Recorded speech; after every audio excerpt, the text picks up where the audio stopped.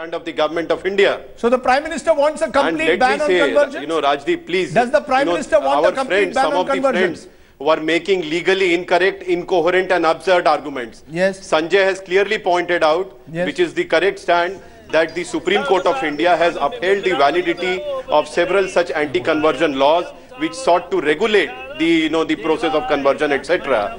And this was upheld, and the Chief Justice of India has gone on to interpret and give a very detailed judgment on this account. And each and every point that Mr. Owaisi was raising or Father Dominic was raising was considered by the court, and after considering everything, they have upheld the validity of that law. And that judgment has been followed in several consequent judgments also. I do not know what my friends are arguing, even without bothering to study what the Supreme Court has been saying on this account. They have not assumed the role of Supreme Court of India as yet. And Mr. Owaisi, you have been practicing most rabid communalism. For you to come out and give a preaching on secularism is not really something which anybody will be able to digest. I do not even want to dwell into details. Your party has been abusing and accusing gods and goddesses of other religion. You have been abusing Indian army. You have been abusing Indian state. Please introspect and try to correct your actions. Is this about secularism versus communalism, Asauddin Owaisi? Before I come to you, Gaurav Bhatia, let me get Asauddin Owaisi on that, because the charge which has been made against leaders like you is that even if you don't proselytize, you will certainly try and appeal to a Muslim constituency, and therefore if the BJP or its various offshoots appeal to a Hindu constituency, they become communal, while if you appeal to a Muslim constituency, you don't become communal. How do you respond to that? That this conversion debate is now getting caught in secularism versus communalism? Rajdeep, let me first clarify to you and to Mr. Aman Sinha that on this debate, I am the only communal and the rabid politician. All of them are Raja Harishchandras. They are paragon of virtue. Now let us finish this argument. Secondly, Mr. Aman Sinha should answer that why is it that 1950... No, please let me... See, I didn't interrupt you. You should please have some patience to listen to a contrary view. Yes. So, Article 341, why is it that only Dalits can be called Hindus, Sikhs and Buddhists, not Muslims and Christians? Isn't that against the Constitution of right to equality? The third point is that, which you rightly mentioned, that the Prime Minister said India first when it comes to religion, and book he says Constitution. It is the BJP MPs who are indulging in such actions. And why did we walk out? Because the senior most minister in the cabinet says, I am proud of my RSS association. Now, isn't Bajrang Dal part of RSS? You have a senior minister who, instead of condemning a stupid action of blackmailing and inducing, was condoning it, and that is why there is a contrary view. What Mr. Modi is indulging is, please allow me to say, is the politics of dog whistle, that one message goes to the whole nation, the other message goes to his constituents. You have series of statements, series of actions in last 6 months, which the BJP deliberately is catering to their Sangh Parivar agenda.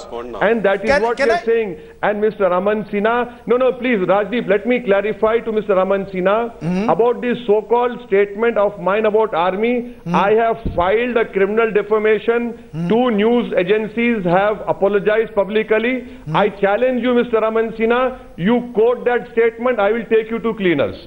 I want to at the moment bring in...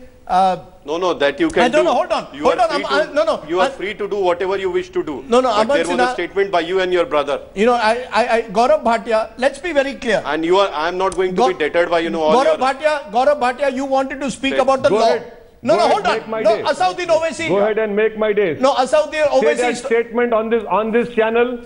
Say it, I challenge you. Tomorrow I'll serve you a criminal defamation notice. Rajdeep, and I'll ensure that your heels, you will be there to Hyderabad. Go ahead. Okay. No, hold on. Asauddin Owaisi, this is not you versus Aman Sinha. This is a larger... It is surprising Mr. Aman that my friends... No. Yes? What is it that you want to say? Rajdeep, if I can have my turn. Yes. Gaurav Bhatia, go ahead. I want to know from you where the law... Gaurav Bhatia, I want to know from you where the Samajwadi Party stands on a law which is being mooted and has been passed in some states to ban conversions. Is this, you believe, against the Constitution of India? Rajdeep, I think if a new law is to be brought in, it can be debated on merits in the parliament.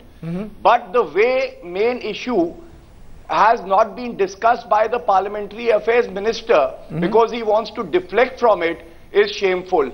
And why I say this is because the existing laws today, section 153A of the IPC, section 295A, and prevention of unlawful activity, there is an act, also deals where there are forced conversions. So we can have number of laws, but the question is who is committing the crime? When organizations like the RSS are endorsed by the government, then I think it becomes a problem, because people did not vote for RSS. They voted for BJP. The RSS is not accountable to the people of this nation. And however much the BJP spokesperson might talk, but everyone knows that Mr. Yogi Adityanath did not apologize for his inflammatory speeches. Mr. Yogi Adityanath has not been condemned by the Prime Minister of this country, and this is emboldening all the fringe outfits like RSS and Bajrang Dal. Can I ask each member of the panel? I want to know, and I want a straight answer, because all of you are drifting away from the topic. I have raised the topic, should there be a law to ban conversions? And I want to know, I'm going to go right across the table, starting with you, Sanjay Hegde. Let me be very clear. In this country, a few states have brought in a law. Now, those states are saying this is not just conversion per se, but if it is seen to be forced or induced through inducements. Let's be very clear. If it is seen to be achieved through fraudulent means, how are we going to decide? Is Agra fraudulent? Is a rag picker's conversion to Hinduism fraudulent? Who is going to decide this? The courts will ultimately have to decide. Let me just... So has the court also got into a dangerous area? It is a dangerous area, I agree. Just let me put it this way. Yes. A total ban on conversion cannot work. It's unconstitutional. Yes. Having said that, you provide a procedure which is reasonable, the courts may uphold it. I am, however, as a strict secularist, totally opposed to the state getting into the religious field. So the state should stay away. If I want, stay away. So if the VHP wants to reconvert, the VHP can reconvert. Let's have conversion melas. You become a Christian one day, you become a Hindu the other day, you become whoever gives you more. As it is with our voters, we go to whoever gives us a TV set one day, who goes to something else the other day. Let us be You're saying keep the state out of the religion. Absolutely. Keep the law out of it. Totally Therefore, secular. an anti-conversion bill by its very nature would force the state into religion, which is the worry that people have. Therefore, Father, let me be very clear.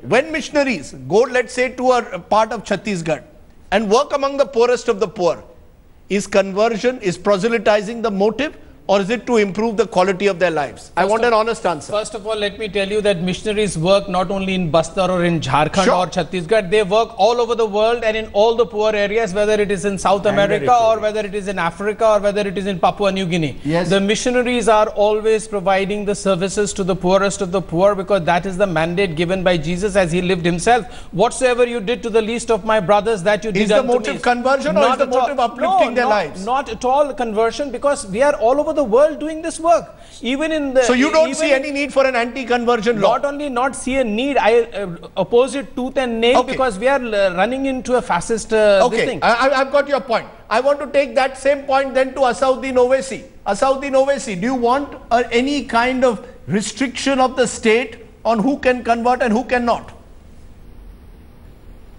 Rajdeep, I will go along with my forefathers who said in the Constituent Assembly, Mr. T.T. Krishnamachari and K.M. Munshi, who gave a historical background, who have used words that the Christian community will be allowed to profess and proselytize their religion. Secondly, I would go along with what Pandit Nehru did. He didn't allow those bills to be passed in parliament, he threw in dustbin. Thirdly, I oppose any conversion on inducement or on the basis of fraud. Lastly, Rajdeep, there are so many states who have passed such laws. Can these states, which are now governed by BJD and BJP, there are numerous applications pending. People want to change their religion. Why aren't they allowing it? Why aren't they accepting this application? And what is wrong in making Muslims and Christians, giving them Dalit status? Isn't that against the fundamental articles of our constitution? Okay. You want to bring in a law to stop conversion, but what about giving Muslims and Christians? Why are you stopping them? There is an innate hatred of Hindutva towards Christians and Muslims. You know, no, hold on. One line. Yes. I just want to say that when Prime Minister Bajpayee went to the Dangs in 1999, he came back and he said there should be a debate on conversion. The moment there were some voices raised against it, he withdrew that. This is way back. You've made your point. I want to get Aman Sinha, who's really found himself after Acharya Dharmendra tragically left and walked out of our program a little isolated. I want to know from you, Aman Sinha, what is it? What is it that is terrifying you and other members of the RSS and Sangh Parivar and BJP, that if there is a conversion of a Hindu family to Christianity, in some way it has to be stopped and that must be declared illegal? On the other hand, what happens in Agra is being called Ghar Wapsi.